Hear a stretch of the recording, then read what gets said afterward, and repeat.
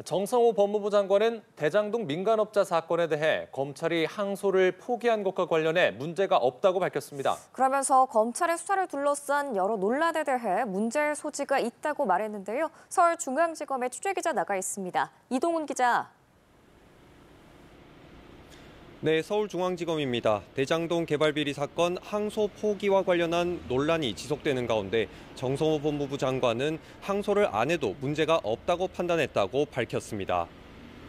정 장관은 오늘 출근길에 기자들과 만나 원론적으로 성공한 수사, 재판이었다고 생각한다며 이같이 밝혔습니다.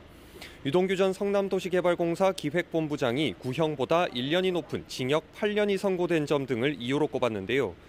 또 대검에 항소 포기를 지시했는지에 대해선 지침을 준 바는 없다며 여러 사정을 고려해 신중히 판단하라는 정도의 의사 표현을 했다고만 밝혔습니다.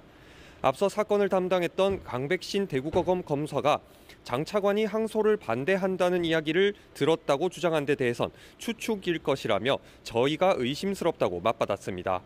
이외 정 장관은 민간업자 남욱 변호사가 검사의 회유, 협박이 있었다는 취지의 증언을 한 상황과 유 전 본부장에 대한 검찰 구형을 둘러싼 의혹이 제기된 상황에서 사건이 계속되면 오히려 더 정치적인 문제가 될 것이라고 판단했다고도 설명했습니다.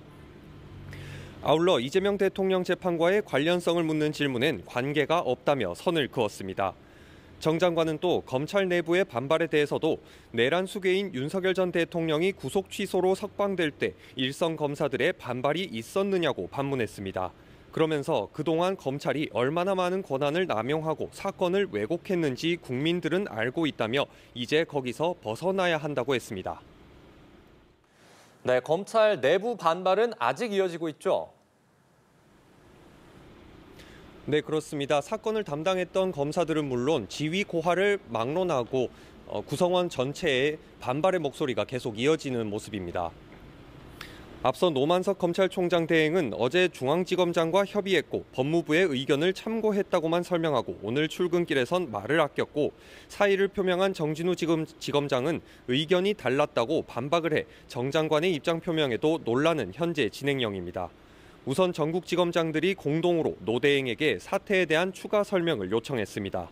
박재혁 수원지검장은 내부 게시판 글에서 노대행이 밝힌 입장은 구체적인 경위 등이 포함되지 않아 납득되지 않는다고 비판했습니다. 이어 8개 대형 지청을 이끄는 지청장들도 공동 입장문을 내고 대검과 법무부 지휘부에 회명을 요청했고 대검 연구관들은 노대행의 경위 소명과 사퇴를 요구하는 입장문을 냈습니다.